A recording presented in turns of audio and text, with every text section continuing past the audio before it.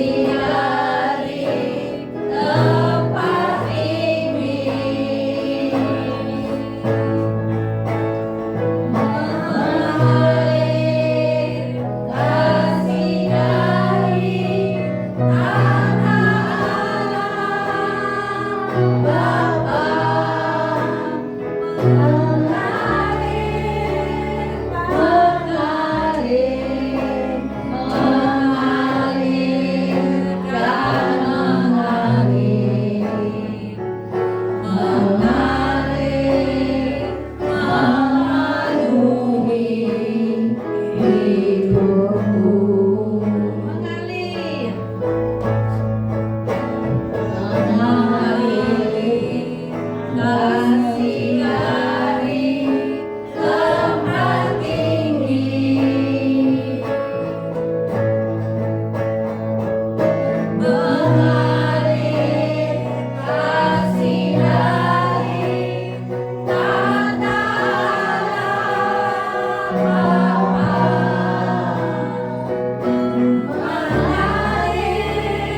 mengalir, mengalir dan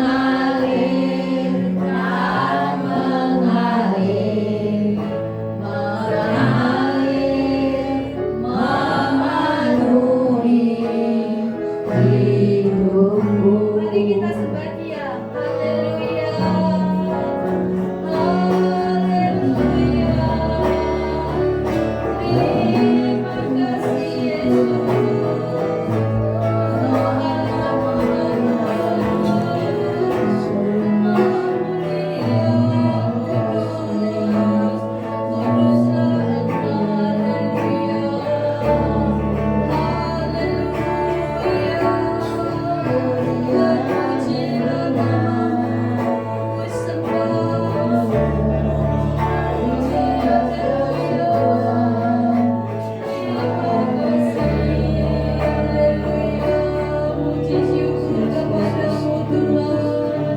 Atas kasih kemurahan-Mu, Yesus. Haleluya, haleluya. Terima kasih Yesusku. Terima kasih Yesus. Terima kasih. Engkau sangat baik, amat baik. Terpujilah nama-Mu. Haleluya, haleluya. Terima kasih Yesus, terima kasih. Terpujilah Engkau Allah kami. Mengalir, kita nyanyikan lagi. Mengalir kasih dari tempat tinggi, mengalir kasih dari tata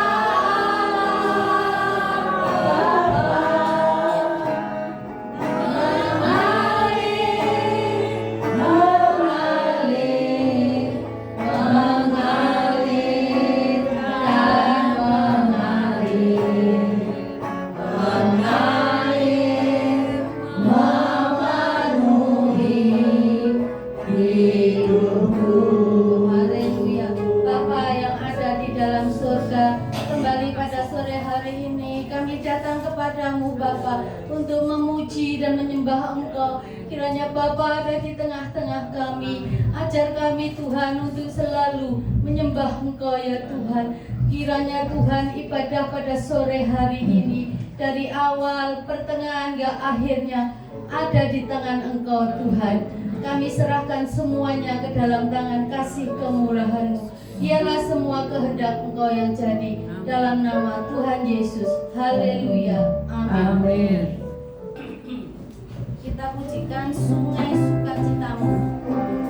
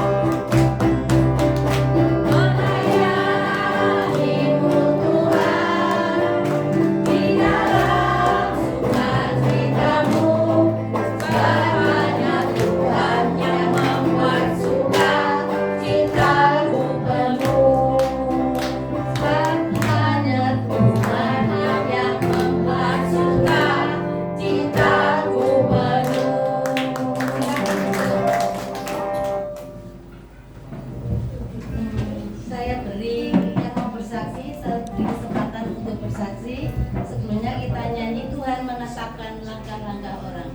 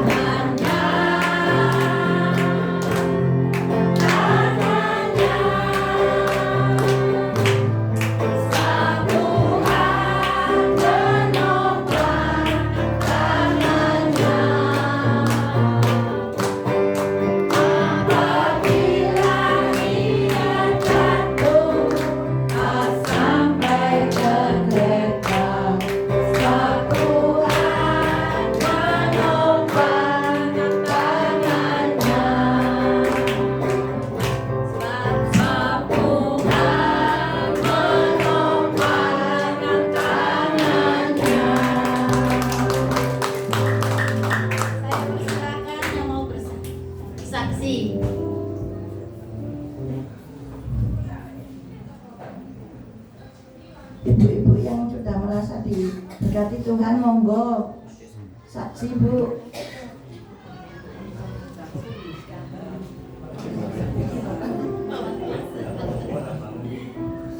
Ya, salam. Ya, saya mau menyaksikan tapi bukan apa ya, untuk menggurui ya. Minggu lalu saya dengan Pak Wi ya kebetulan berdua ya, pelayanan di Pamotan. Nah di situ saya lihat betul-betul Tuhan itu menyertai kami berdua ya. Setelah ibadah saya sama Pak Wi ini cari-cari dekat-dekat di mana. Kalau Pak Wi lihat di Google di situ ada air terjun namanya Coban Pendowo. Pak Wi bilang setengah jam mari kita ke sana. Ya memang lihat di map dekat dengan ya, padahal lumayan jauh juga. Yang lebih apa ya mengesankan saya itu setelah sampai di tujuannya itu padahal wah lokasinya itu luar biasa. Saya pikir wah ini kalau langsung kayak mati mungkin nggak bisa turun ini. Curam sekali. Dalam kurang lebih 300 atau 200 meter dari atas turun terus naik turun sampai di atas itu. Pertama saya juga mikir, paling yang duluan jalan saya lihat dari atas ini saya tujuh waktu ini saya sanggup apa enggak nih. Kurang sekali baru jalannya setapak, nggak bisa lebar seperti biasanya. Tapi saya percaya Tuhan tadi. Lalu saya ini melangkah pelan-pelan, bukan langkah yang jalan biasa ya. Mungkin 20 cm, 30 cm yang saya pelan-pelan merambat untuk akhirnya sampai tujuan di itu luar biasa. Tuhan kaki lihat tua air terjunnya itu indah sekali. Jarang saya lihat begitu ya. Turun di bawah air terjun kita betul-betul membalik berdua. Memang kalau hal ini yang saya percaya memang Tuhan kalau sertai Tuhan tidak ada yang mustahil ya. Tetap saya begitu pula saya waktu naik sampai di atas itu saya lihat Pak Wi sudah sengok-sengok sini. Masih saya mau enggak ya? Padahal saya di belakangnya Pak Wi di atas sudah waduh betul-betul bukti apa ya. Nah ini satu pelajaran bagi kita yang lansia ya, jangan merasa kita itu tidak berguna, tapi harus tetap kita mengandalkan Tuhan. Teristimewa kesehatan harus dijaga ya. Jangan cuma berdoa Tuhan kasih kesehatan, nah, mungkin kalau kita tidak jaga ya. Jadi memang saya dalam hal ini tiap pagi itu saya jalan kaki. Ya mungkin dalam hal ini ya setiap pagi yang saya alami ini ya tadi itu kita boleh rasakan waktu menghadapi lahan-lahan itu lah. Nah itu di sini perlu kita jaga kesehatannya. Jadi saya mengimbau Bapak Ibu jangan merasa sudah tua tidak berguna ya, tapi harus tetap kita jaga kesehatan. Terlebih kita tahu ya di masa tua ini Tuhan dipakai loh, bukan Tuhan abaikan gitu, malah dipakai loh ya. Kalau kita lihat di Alkitab itu kan kayak Abraham ya kan pasti dia luar biasa loh, justru dipakai di hari tuanya sampai umur 100 pun dipakai ya. Musa ya 80 dipakai, Kaleb ya 84 dipakai, banyak Joshua. Nah, ya ini makanya kita saya motivasi ya semua Bapak Ibu sini jangan merasa pesimis ya, tetap semangat ya. Yang penting iman kita jangan sampai runtuh ya, tetap. Ya ini saja kemudian saya mudah-mudahan bisa menjadi motivasi Bapak Ibu. Terima kasih Tuhan berkati.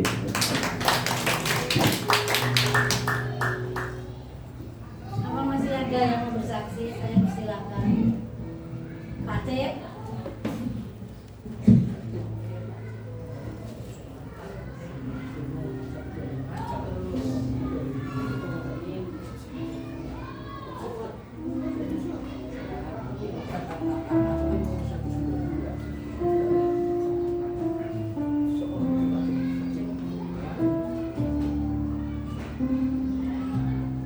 Puji Tuhan, Opa, Oma, saya mau bersaksi penyertaan Tuhan yang senantiasa membimbing dan melihara dalam perjalanan. Selama ini Pak Cip kan menjemputi Oma-Oma di tempat-tempat itu. Puji Tuhan ya, selamat dengan tujuan yang baik. Disitulah mujizat-mujizat Tuhan itu terjadi dalam perjalanan saya membawa mobil antik ini, terus terang saja, saya dengan sabar hati. Waktu Selasa yang kemarin itu, hari Rabu itu aku mau bersaksi, tapi nggak ada kesempatan. Puji Tuhan loh, saya itu selalu dilindungi dalam perjalanan. Mama, Oma, saudara tahu yang ini saya, mau menabrak orang itu di depan saya, hanya Yesus yang menyelamatkan saya. Yesus tolong. Mobil sudah berjalan 40 kalau nggak 50, mau mengantar ke Sumiati. Dari motornya gini, wih, orang jadi di depan. Hanya nama Yesus. Puji Tuhan, itu kesaksian saya. Itu hari Rabu yang kemarin mau bersaksi. Terus yang kedua, mohon maaf ya waktunya agak panjang sedikit. Yang kedua, ini mujizat juga. Mobil saya itu rusak. Waduh, Mbak, aku bilang ke Mbak Yai, Mbak, mobil yang ini apa gak iso. Wis aku tak nekat wis tak nang koncoku. Iki arek iki ahli mengenai mobil diesel. Akhirnya saya bawa ke teman saya di Arjosari. Dalam perjalanan solar habis. Aku sampai begini, ya Tuhan tolong. Aku kompak kena sampai ke sana. Selalu di servis. Dilihat, cuma penyakitnya satu. Lem master kopling itu aja. Makanya kok ginjal mati. Duduk mati lagi. Tuhan mau ditolong aku sampai gitu loh hati saya ini. Terus Pak, gini aja Mas, kita bongkarin kampas rem ini. Pertama dibuka dulu, ulinya itu udah habis Pak, uli. Aduh Tuhan kok lampu itu jalan terus kena apa sih aku ini. Terus Pak, lagi uli ini hati pek ini loh. Sungguhan 4 liter diisi sama orang, sama temanku dulu. Pertama satu kan Pak Pia, coba cek diisi satu dulu. Sudah nggak ada. Timbul lagi, jalan 1 minggu korup lagi loh. Ini apa sih yang ini? Kesempatan udah rusak lah bawa ke teman saya. Untuk saya, mereka itu juga orang muslim ya, tapi sungguh-sungguh muslim, 5 waktu. Waktu kerjain motor saya itu, jam 3 sholat, Pak, maaf ya, apa sholat sih? Yo Pak, sampai no. Aku menghormati sampean. Akhirnya diservis kan. Pak, ini master ini dimbangi buku larang, golek yang ini. Terus aku ono karet, tak golek kok persis. Wis iku ae mari Pak. Pokoknya tujuan enak mobil ini, aku main mobil. Akhirnya dikerjain sudah enak sekarang Pak. Kayak mobil baru, kayak oh mobil baru. Oh gitu loh, wah enak wis kagak wis. Pakai nagi wis kagak. Terus begini ya. Pak, dirontein mobil ini Pak. Masuk larang, larang yo duwe opo Pak kaon. Sampeyan nggih piro aja. Yo sampeyan kei kamu duwe nek nopet ben. Karena gak sampe sak ngono aja. Loh, sing jelas lho aku gak enak ngasih kanca apik. Tolonglah totalan piro. Akhirnya jumbo dikasih totalan 190. Jadi aku pinjam ke Burai dong, 200 sih, sudah 10.000. Puji Tuhan, pertolongan. Terus uli gratis. Bukan itu loh, uli berapa uli? Ini kalau nggak puji Tuhan, nggak mungkin loh aku bisa sampai gitu. Ayo mahal tapi tidak orang servis kayak gitu, cuma dicari nggak ada 200 susuk jam. Puji Tuhan, itulah pertolongan saya. Jadi mulai jalan kemanapun Tuhan berserah. Yang penting hatiku tujuannya baik. Selalu perjalanan saya lancar sampai saat ini. Terima kasih, beginilah kesaksian saya. Mohon maaf ada kurang-kurangnya. Puji Tuhan, kalau kita selalu berharap kepada Tuhan, Tuhan itu pasti tolong kita. Sekarang tiba saatnya kita akan mendengarkan firman Tuhan. Kita nyanyikan lagu Firman-Mu.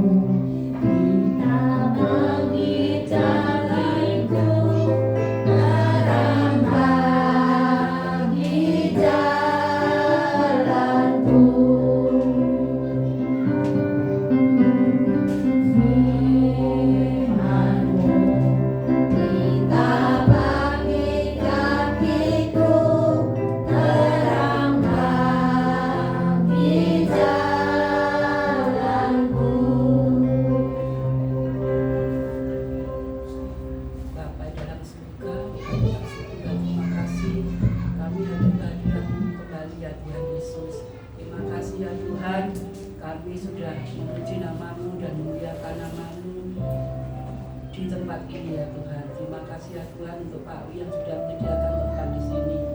Tuhan, sebentar kami akan menekankan firman-Mu yang akan dibawakan hambanya oleh Ibu Liyin. Kiranya Tuhan berkati Ibu Liyin membawakan firman seturut dengan kehendak-Mu ya Tuhan. Terima kasih ya Tuhan Yesus, terima kasih. Di dalam nama Tuhan Yesus kami berdoa. Haleluya. Amin.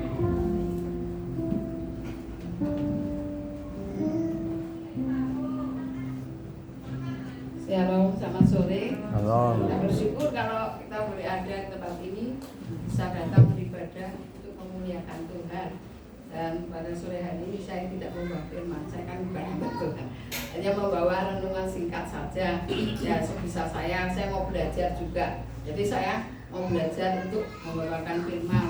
Dan sore hari ini saya akan membawa tentang hati. Jadi di Amsal 4 ayat 23 kita buka bersama-sama tentang hati. Ini adalah ayat hafalan. Jagalah ya, Amsal 4 ayat 23. Di sana dikatakan jagalah hatimu dengan segala kewaspadaan karena dari situlah terpancar kehidupan. Jadi ini menjadi ayat hafalan saya. Kalau saya itu Amsal 4:23 ini udah hafal sekali. Jadi kita suruh menjaga hati.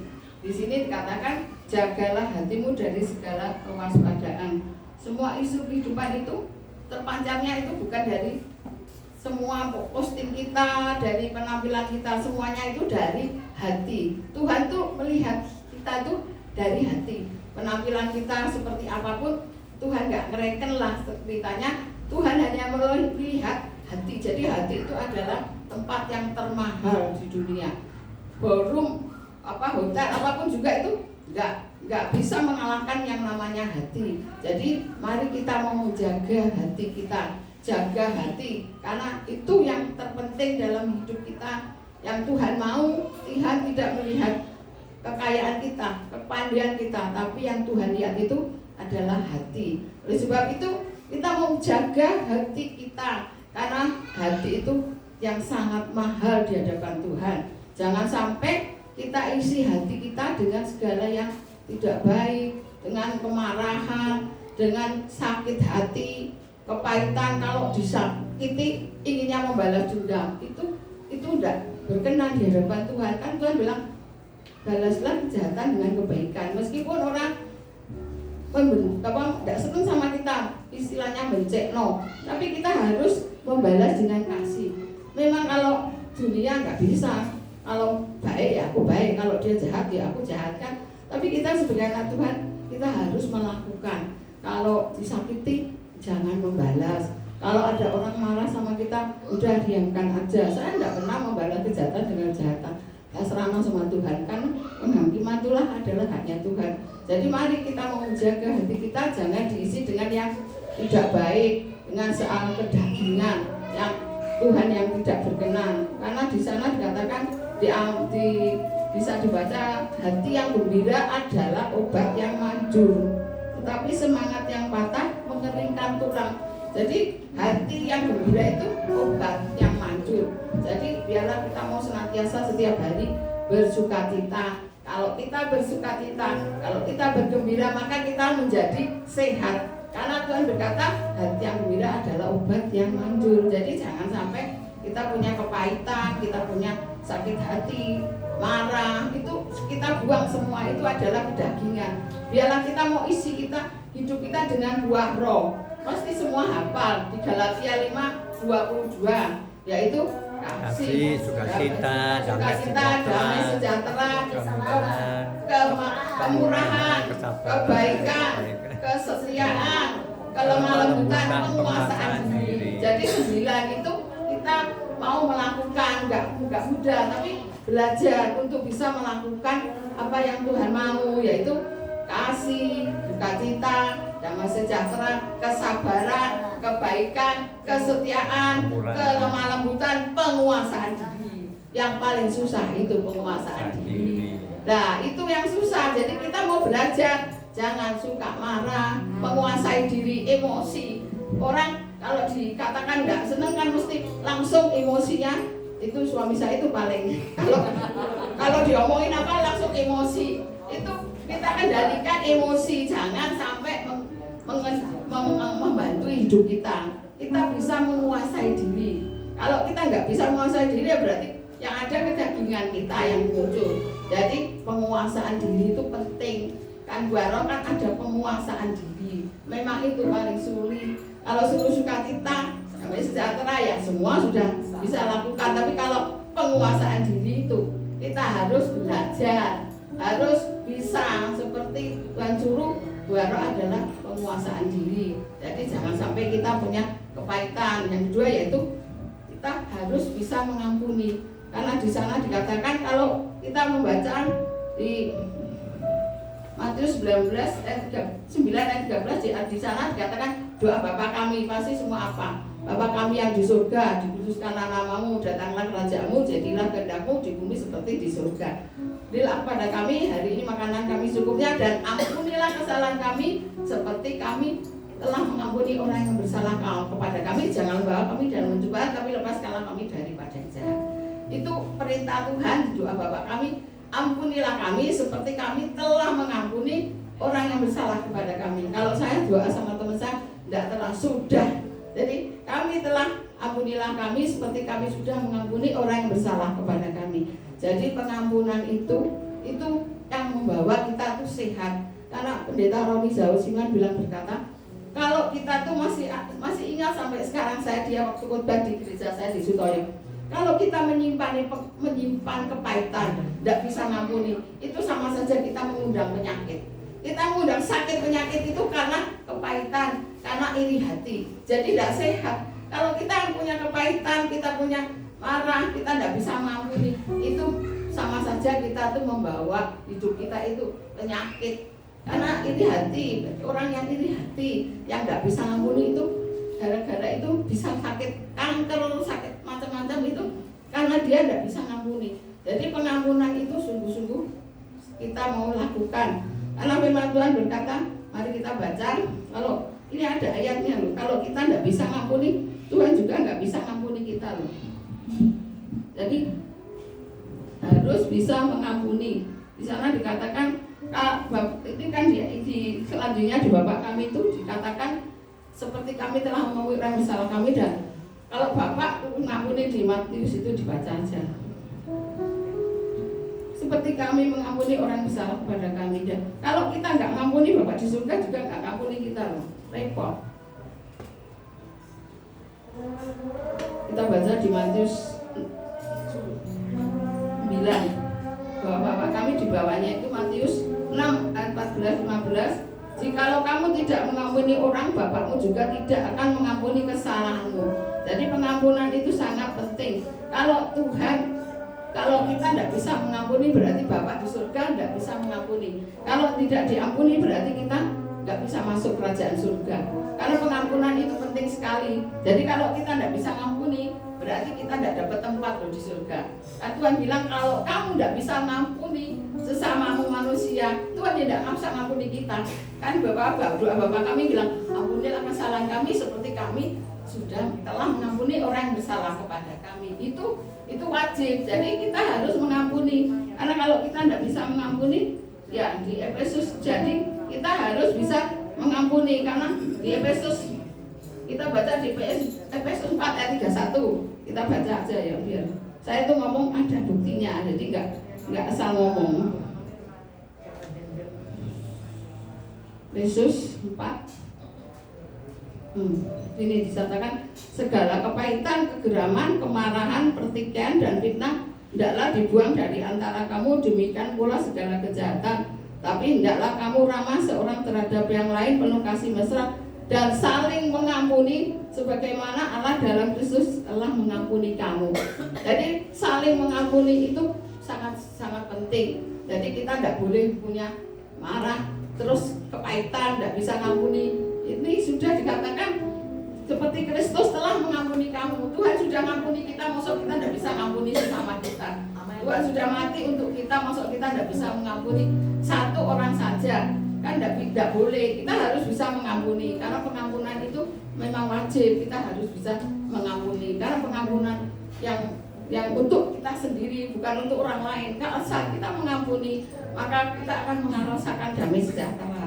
Kita akan mengalami sukacita. Buah roh itu adalah juga bisa mengampuni. Dan yang kita lanjutkan dengan kemurahan hati. Karena kita akan baca ya, kan itu di Matius 18 Tuhan juga murid-murid bertanya kepada Tuhan, kan Tuhan berapa kali kami harus mengampuni? Tuhan bilang 70 kali 70 ya, 7 kali 70 kali. Ya, artinya apa? Mengampuni itu tidak ada batasnya. Kan murid-murid bilang, Tuhan kami berapa kali kami harus mengampuni? Di Matius 18 21 sampai 22 boleh dibaca di rumah ya. Nanti kalau saya jelaskan panjang. Itu bilang berapa kali Tuhan aku harus mengampuni? Terus kan muridnya ditanya sama Tuhan, Tuhan bilang 7 kali 70. Jadi maksudnya tidak ada batasnya. Kita mengampuni itu tidak ada batasnya. Harus mengampuni meskipun nanti menyakiti hati, ya diampuni lagi. Meskipun nanti nyakiti hati, ya diampuni lagi. Karena itu Tuhan yang suruh kan. Mengampuni itu tidak ada batasnya. Jadi kita harus bisa mengampuni yang menyakitkan kita. Harus. Kalau saya dulu ya pernah sama teman itu waktu ini kesaksian sedikit. Waktu saya di Pejen Sutoyo itu difitnah. Dia tuh tahu-tahu nggak seneng sama saya. Waktu saya dulu setia doa pagi, tak kasih tangan dia, tangannya ditarik dulu. Saya salah apa? Saya juga nggak tahu. Ternyata dia diomongin orang itu yang nggak sesuai dengan apa yang saya lakukan. Dia bilang, oh maaf Bu Gunawan, omongnya orang gini-gini. Loh saya nggak lakukan. Akhirnya dia waktu itu dia kan doa pagi sama saya, kakinya sakit. Terus Tuhan bilang harus mengampuni orang itu. Akhirnya saya belikan dia obat untuk sakitnya itu. Saya naik sepeda motor Pak Gunawan sampai tak suruh naik pikul, dia tak bonceng naik sepeda motor pulang ke rumah. Terus dia sekarang sudah akhirnya baikkan sama saya karena saya melakukan. Saya meskipun disakiti saya tetap baik sama dia. Akhirnya dia baik sama saya. Sampai akhirnya sekarang orangnya sudah meninggal. Ya susah, orang nggak ada salah kok. Dia tangan ini loh tidak mau. Di gereja itu juga gitu. Kasih tangan sampai sebelakangnya. Saya sengaja duduk di belakang. Dilewati, tidak mau sama saya. Salaman gitu loh tidak mau. Sampai segitu, tapi Tuhan suruh saya terus kalau tidak boleh sakit hati. Kamu bisa ngomong mengampuni, tapi kamu tidak bisa mengampuni orang itu.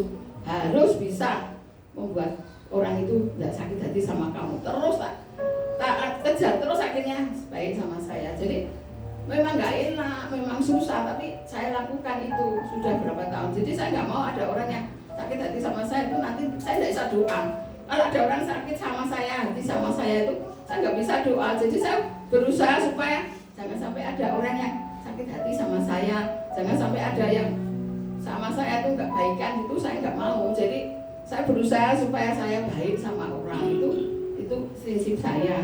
Dan yang selanjutnya yaitu tentang kemurahan hati. Kita mau baca di dalam Matius 5 ayat 7. Berbahagialah orang yang murah hatinya, karena mereka akan mendapat kemurahan.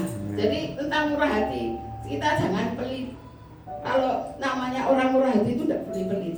Kalau kita pelit, ya ada ayatnya juga. Orang kikir tidak akan masuk surga.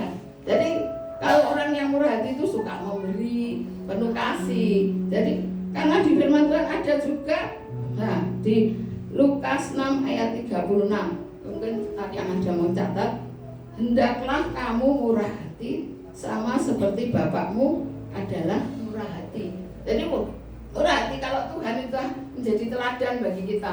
Bapak di surga itu murah hati. Jadi kalau kita pelit, kita anak siapa? Kalau kita anak Tuhan Yesus, ya harus seperti Tuhan Yesus. Kan Tuhan bilang, hendaklah kamu murah hati sama seperti Bapakmu adalah murah hati. Lukas 6:36.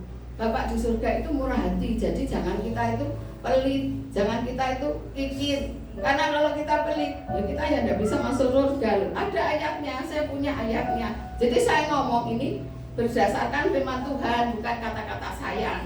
Jadi orang yang kikir tidak bisa masuk surga. Ada ayatnya. Jadi kalau kita tuh harus murah hati, tidak boleh kikir. Kalau kita kikir nggak bisa masuk surga. Di 1 Korintus 5 ayat 11, coba dibaca. 1 di situ. Jadi saya tuh ngomong nggak asal ngomong, ada ayatnya. Kita baca ya. 1 Korintus 5 ayat 11. Tetapi yang kutusan kepadamu supaya jangan bergaul dengan orang yang sekalipun yang menyebut dirinya saudara adalah orang cabul, orang kikir, penyembah berhala, pefitnah, pemabuk atau penipu. Dengan orang demikian janganlah kamu sekali-kali makan bersama-sama. Sebab apa? Orang yang kikir itu di sini dikatakan tidak boleh kita bergabung dengan orang yang kikir. Di 10 yang di 10 sebelah ya, ayat mundur. Yang aku maksudkan karena semua orang cabul pada umumnya dunia atau dengan semua. Tetapi semua orang kikir, penipu dengan semua penyembah berhala, karena jika demikian kamu harus meninggalkan dunia ini. Jadi di ayatnya ada orang yang kikir itu tidak ada tempat di surga. Jangan kita bergabung dengan orang yang kikir. Jadi kita tidak boleh pelit, tidak boleh kikir. Itu ada ayatnya kan tadi firman Tuhan bilang, janganlah kita kikir. Karena orang yang kikir itu tidak punya murah hati, itu tidak ada tempat. Tuhan bilang jangan bergaul dengan orang kikir. Jadi orang yang pelit, yang kikir itu ya enggak, Tuhan bilang jangan bergaul. Kita jangan bergaul dengan orang yang tidak murah hati, dengan orang yang pelit. Maksudnya di sini kan orang yang kikir. Jadi mari kita semua saat ini kita punya hati yang murah hati. Kalau saya itu dulu waktu doa pagi, saya tuh sering memberkati orang-orang di doa pagi, kasih mangga, kan mau kasih mangga. Terus dia bilang, loh kamu kok sering kasih aku tuh? Saya bilang begini, kamu tak kasih seneng enggak? Yo seneng mau dikasih lah. Saya juga seneng karena saya bisa menyenangkan dia. Jadi saya tuh kalau memberi orang itu, karena saya juga bisa seneng kan. Saat kita menyenangkan hati orang, itu juga punya sukacita yang tidak bisa dibeli dengan harga, dengan uang. Jadi saya tuh kalau memberi orang itu rasanya sukacita yang tidak bisa dibeli dengan uang. Memberi orang itu ya tidak harus harta dengan banyak. Kita memberi senyum, kita mendoakan orang itu juga sudah, itu pelayanan. Jadi saat kita memberkati orang itu, kalau saya tuh bilang gini, Tuhan kok ya aku bisa memberkati ya, aku kok bisa jadi berkat ya bagi orang itu. Jadi saya senang, orang yang dikasihkan senang, saya juga ikut senang. Dia bilang, kamu kok ono-ono ya benar. Saya bilang sama orang yang saya kasih, aku terima kasih kok sering mbok kasihku, kenapa sih? Ya aku kamu tak kasih seneng toh, ya seneng. Jadi kalau kamu seneng, aku juga seneng. Karena aku suka memberi supaya kamu seneng, aku juga menjadi senang. Itu sudah kalau saya, tapi tidak tahu ya kalau yang lain. Aku jadi, oh Tuhan terima kasih kok saya bisa memberkati orang, memberi meskipun hanya tidak berharga lah, tapi kemurahan hati itu harus kita punyai ya. Harus kita murah hati karena Tuhan Yesus di surga adalah murah hati ya. Terus ya itu saya, jangan sampai kita tuh jadi orang yang pelit. Kenapa? Karena Bapa di surga juga murah hati, jadi kita harus punya sifat yang murah hati. Itu adalah perintah Tuhan supaya kita semuanya bisa menjadi orang yang murah hati, jangan menjadi orang yang pelit. Ya. Di sini katakan orang yang pelit ini ada inspirasi yang sangat bagus, bisa didengarkan. Semua itu dari hati. Ya, mulut bisa berkata dusta. Kalimat bisa mengecoh, tindakan bisa menipu, tangan kita bisa kotor, mata bisa menaklukkan orang. Ya, manusia memang ahli di dalam segala perannya, menjadikan diri super baik, super jahat. Namun semuanya adalah kembali kepada hati kita. Apakah bila kita mengetahuinya pun kita hanya bisa mengingatkan. Selanjutnya adalah pribadi kita tidak perlu susah-susah untuk merubah keadaan orang itu. Ya, yang perlu kita ubah adalah hati kita sendiri. Jadi kalau ada orang yang seperti itu, kita nggak usah merubah orang, kita merubah diri kita sendiri. Nah, kalau kita bisa berubah, keadaan akan berubah. Kalau hati menjadi baik, ucapan dan perilaku kita akan menjadi baik. Tidak perlu kita mendesak orang untuk menjadi baik. Yang penting orang-orang akan menjadi baik dengan sendirinya. Yang kalau kita biarlah kita yang menjadi baik terlebih dahulu. Jadi kalau kita baik sama orang, kita nggak usah suruh orang itu berubah menjadi baik. Ya dari diri kita sendiri supaya kita baik, supaya orang itu juga baik. Maka orang di kita akan melihat dan kemudian akan menjadi baik, segala sesuatu akan baik bila diawali dengan hati kita terlebih dahulu yang punya komitmen untuk menjadi lebih baik. Jadi dimulai dari hati kita. Kalau kita ingin merubah orang lain, kita harus merubah dari hidup kita sendiri. Kita nggak bisa merubah orang lain. Yang bisa merubah hidup kita itu ya diri kita sendiri. Di mana kita menjadi baik.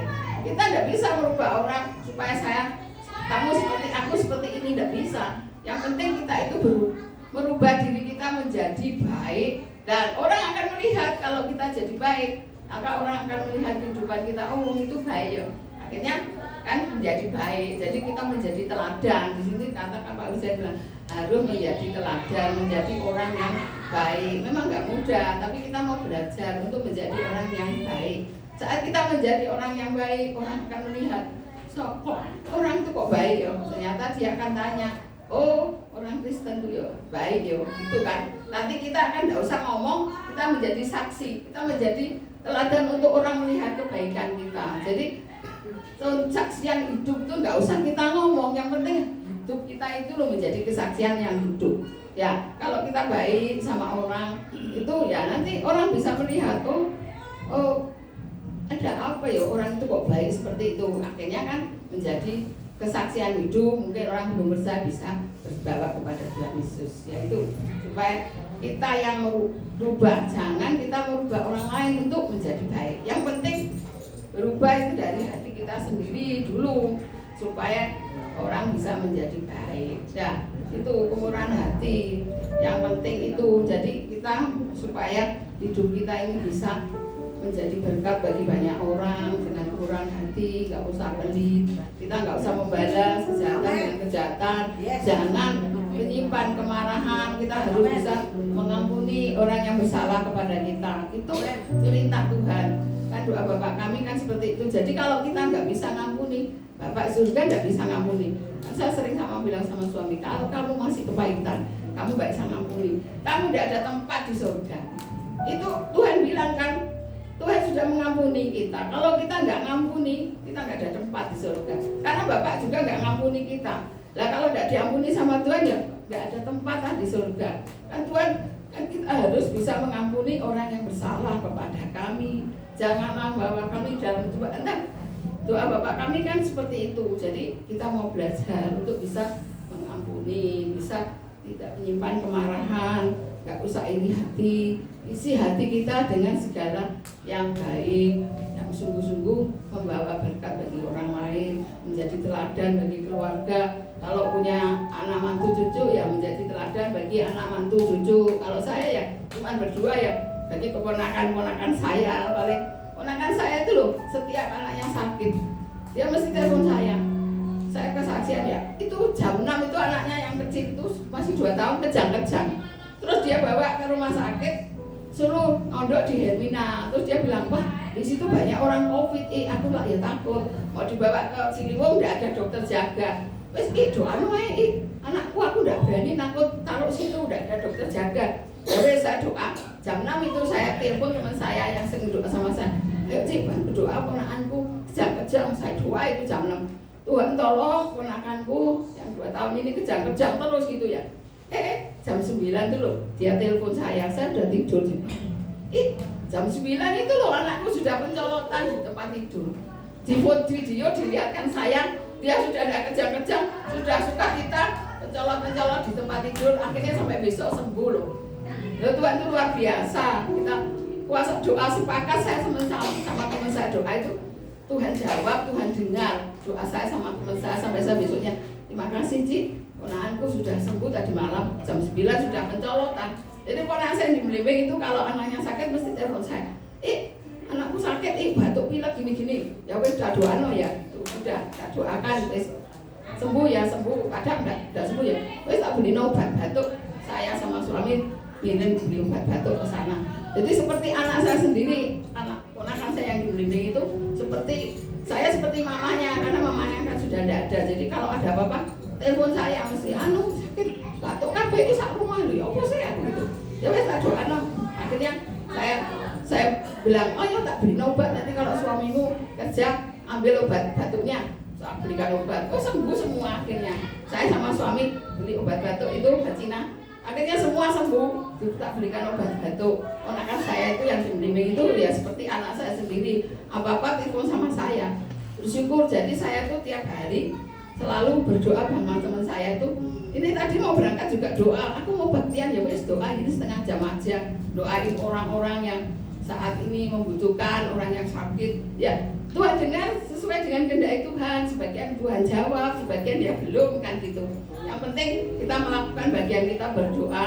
Yang melakukan bagiannya Tuhan untuk menjawab. Ada yang sudah mau bercerai, kita doakan terus. Sudah mau, pokoknya sudah tidak mau wes. Pokoknya aku mau pisah. Kita doa terus akhirnya bisa dipulihkan kembali, bisa rukun lagi. Itu anaknya teman saya sendiri sama menantunya sudah diusir, udah wis pulang sana, bawa pakaianmu ke Malang, kita perangi, kita doa terus tiap hari. Terus sekarang lo rukun bisa ibadah ke gereja berdua. Itu kan semua kan karena kebaikan Tuhan, bukan karena saya tapi karena Tuhan. Kita menjadi kepanjangan tangan Tuhan, berdoa ya Tuhan melakukan kehendak Tuhan. Tidak bisa kita maksa Tuhan, itu doa jawab Tuhan. Tidak, kita doa aja ya Tuhan, kehendak Tuhan yang jadi. Doa dijawab sesuai kehendaknya Tuhan, manapun yang Tuhan jawab. Jadi tiap hari saya tuh selalu berdoa. Teman-teman saya itu sudah ada 3 tahun, tiap hari itu 1 jam. Jadi kalau dia repot ya setengah tadi jam 3 lebih, aku mau ibadah Cik, ya wis bentar doa ya, kamu mau siap-siap ya wis, gak apa-apa. Kita juga selalu didoakan Pak Wijaya sama di persekutuan di lansia yang ingin melayan di situ. Tuhan memberkati pekerjaan Pak Wi. Tiap hari kalau doa selalu disisipkan doa buat kita lansia di tempat ini. Jadi nggak ketinggalan, dia selalu mendoakan supaya makin hari makin lansia ini dipakai Tuhan untuk menjadi alat kemuliaan Tuhan. Itu saja. Saya nggak bisa berpanjang. Hanya itu yang saya bisa sampaikan. Mari kita pujikan pujian beriku hati untuk mengasihimu. Kita mau bangkit berdiri, kita pujikan beriku hati.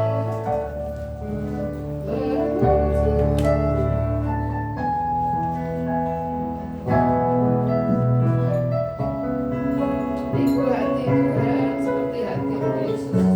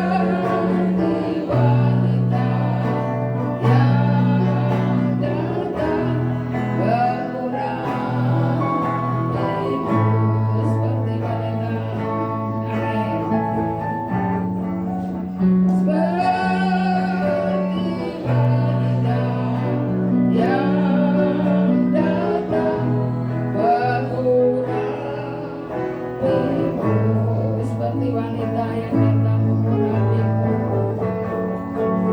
Seperti wanita yang datang mengurapiku. Terima kasih Tuhan. Ajar kami Tuhan punya hati yang mengasihi Engkau. Ajar kami untuk punya hati yang selalu menyembah Engkau. Karena Engkau yang layak kami sembah, Engkau yang layak kami tinggikan Tuhan. Kau ampuni Tuhan kalau kami Tuhan segala dosa kesalahan kami, kalau kami kurang mengasihi Engkau, kalau kami kurang menyembah Engkau Tuhan, ampuni kami ya Tuhan. Ajar kami boleh mengasihi Engkau ya Tuhan. Ajar kami Tuhan boleh mengasihi kepada sesama kami. Karena itu yang Tuhan kehendaki, kasihilah Tuhan Allahmu dengan segenap hatimu, dan kasihlah sesamamu manusia seperti Engkau mengasihi dirimu sendiri. Kasih itu adalah Tuhan, Kau sudah taruh dalam setiap hati kami. Engkau lebih Tuhan lagi mengasihi setiap kami. Sebelum kami mengasihi Engkau, Engkau yang terlebih dulu mengasihi setiap kami. Terima kasih Tuhan, kami bersyukur punya Allah seperti Engkau. Kami bersyukur Tuhan, Engkau baik, Engkau dahsyat, Engkau luar biasa Tuhan. Kau terus pakai setiap hidup kami, supaya hidup kami boleh sungguh-sungguh Tuhan, boleh melakukan apa yang Kau suruh dalam hidup kami. Menjaga hati kami, supaya hati kami Bapa senantiasa dipenuhi oleh firman-Mu. Hati kami diisi oleh segenap Tuhan kebenaran-Mu ya Tuhan. Supaya Tuhan kami percaya tanpa Roh-Mu Tuhan kami gak mampu. Kau penuhi setiap hati kami dengan Roh-Mu Tuhan, supaya hidup kami boleh layak, berkenan dan memuliakan Engkau dalam setiap hidup kami. Terima kasih Tuhan, kami bersyukur. Ini selesai berbicara, biar Engkau sendiri yang Tuhan terus berbicara kepada umat-Mu untuk bisa melakukan Tuhan, untuk menjaga hati ini Tuhan, untuk Tuhan menyenangkan hati-Mu melalui hati kami. Terima kasih Tuhan, kami bersyukur. Kami serahkan di dalam tangan-Mu. Kau sungguh baik, Kau sungguh dahsyat, luar biasa. Puji dimuliakanlah nama-Mu Tuhan untuk selama-lamanya. Di dalam nama Yesus kami danakan doa dan syukur kami. Haleluya, amin. Serahkan kepada